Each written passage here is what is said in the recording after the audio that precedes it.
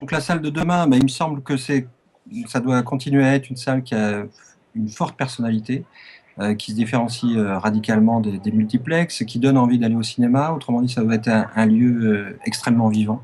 Je crois que c'est peut-être la chose la plus importante. La différenciation, on la pense d'abord en termes de programmation, et c'est vrai que elle doit exister sur la programmation, c'est-à-dire que la salle doit réussir à repérer les films, à les regarder, et éventuellement, enfin même pas éventuellement, forcément à les soutenir par des animations, mais aussi par des textes, par exemple. C'est pas forcément facile parce qu'il y a une abondance de films, donc il faut que la salle arrive à créer un petit groupe de personnes qui visionnent énormément de films, qui défendent des choix. Donc ça, c'est la programmation, mais ça suffit pas. Je pense que il faut que l'identité de la salle elle soit perçue évidemment dans l'ambiance, dans les décors, enfin dans la décoration, dans l'ambiance de la salle. C'est ce qui peut nous différencier aussi des multiplex. Et puis l'accompagnement des films, il doit, j'ai envie de dire, être de plus en plus varié. C'est-à-dire que bien sûr, il faut qu'il y ait des débats, bien sûr, il faut qu'il y ait des textes, mais il faut imaginer autour du film des rencontres qui peuvent être musicales, qui peuvent être conviviales, des compléments qui viennent pas forcément du milieu du cinéma, qui peuvent venir, je sais pas, du monde universitaire, du monde associatif. On sait tout ça, mais je pense qu'il faut euh, le préparer, l'anticiper de plus en plus. C'est-à-dire qu'on a un peu tendance dans la profession à faire du coup par coup. Et c'est vrai que quand les gens ils vont au cinéma, la première réponse quand ils expliquent la raison pour laquelle ils vont pas suffisamment au cinéma, c'est qu'ils disent on n'a pas le temps d'aller au cinéma. Ils disent pas forcément que c'est cher, ils disent pas forcément que les films sont pas bons, mais il y a une question de temps. Et cette question de temps, je pense qu'on peut la régler si on anticipe énormément les rendez-vous, si on les annonce très longtemps en avance. On a tendance un peu trop à travailler sur un rythme hebdomadaire voire sur un rythme mensuel. On peut bâtir des rendez-vous 2 mois, 3 mois, 4 mois à l'avance pour un public qui peut être le jeune public, qui peut être le public adulte.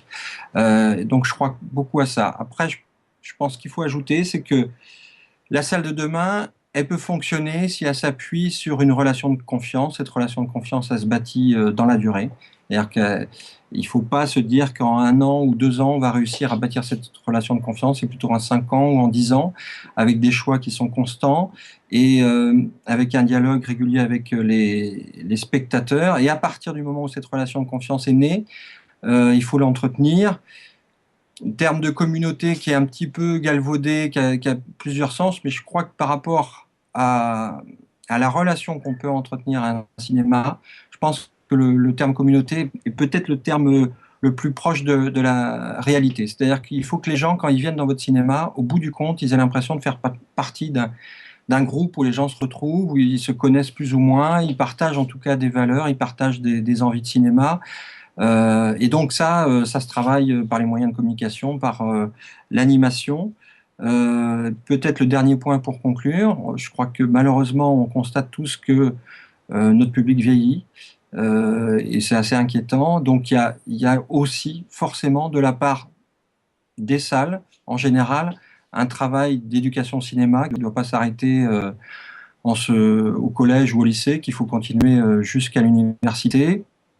Et enfin, pour conclure, je pense qu'il faut absolument pas travailler tout seul dans son coin, parce que sinon, effectivement, on peut arriver à faire un travail spécifique avec des résultats, mais on a besoin, à travers l'AFCAE, à travers d'autres associations, d'autres, enfin, qui peuvent être régionales, qui peuvent être départementales, d'avoir un travail collectif qui valorise les cinémas indépendants. C'est une des clés, je pense, de l'avenir des cinémas indépendants.